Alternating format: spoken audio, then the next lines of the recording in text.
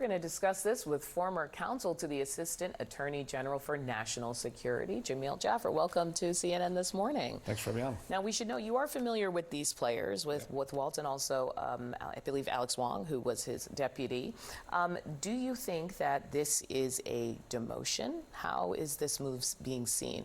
Well, look, obviously, being a UN ambassador is an important job. It's an important job in any administration. And this administration, even this one that doesn't believe in the UN, really? Well, maybe so, because you're away in New York. You're able to sort of run your own book. Nikki Haley did it successfully for a number of years during the first Trump administration. So this actually might be a good post for Mike Waltz to get a little space away from the White House, all the chaos and all of what's going on down there. So I think it's in some ways a promotion for him because it benefits him being out of the chaos of D.C. The sort of the treadmill of the Trump administration. At the same time, I think that I think people are going to view it as a demotion because he wanted to be in that role. He wanted to be in the White House. The president had given him that confidence, and it appears probably not because of signal he gave, but more because of questions about alignment of policy and this whole Laura Loomer thing that we saw happen, where a number of people were fired. And we should say that, not to gloss over that, you had somebody who has the ear of the president come in and say, "I don't think these people are loyal to you,"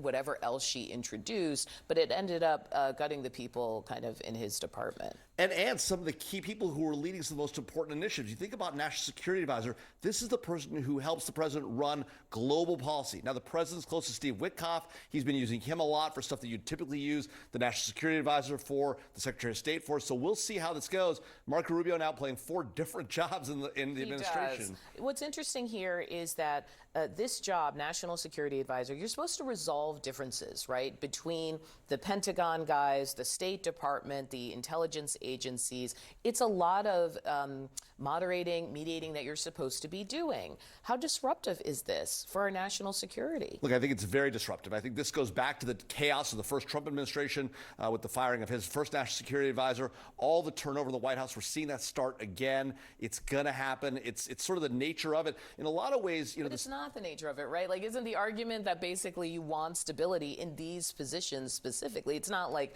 I mean, no shade to the Interior Secretary, but like there's certain jobs where if there's a little bit of turnover, you're like, it's okay. No, you're exactly right. In fact, but in terms of the former Trump administration, right? You think about sort of the chaos, the Hunger Games-esque nature of the White House, where everyone's sort of stabbing everybody in the back and trying to get their edge.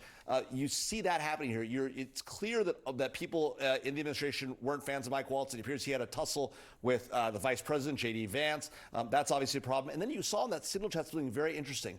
The person who comes in to say, here's what the president wants, is not Mike Waltz. It's Stephen Miller. Stephen Miller, who really, shouldn't be playing a role. I mean, he's the Deputy Chief of Staff for Policy. In theory, he has some role in this. He's a Homeland Security Advisor. I mean, he's another person with a lot of jobs, right? So you see these players, Steve Witkoff, Stephen Miller, some people that are close to the president, and then outside influences like Laura Loomer, sailing in, getting people fired at the White House. This is not a traditional administration, to your point, and it's not typical, and it's not good for national security, the chaos.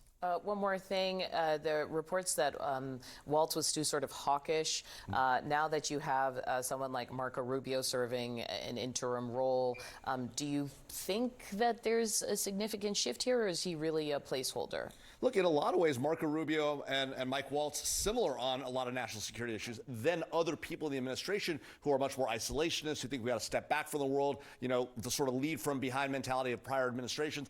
That's not the Mike Waltz and Marco Rubio view of the world. And so we'll see this internal fight within the Trump administration. We're seeing sort of play out on national television. All right. Jamil Jaffer, thank you. Always appreciate you coming on the show. He's the former counsel to the Assistant Attorney General for National Security.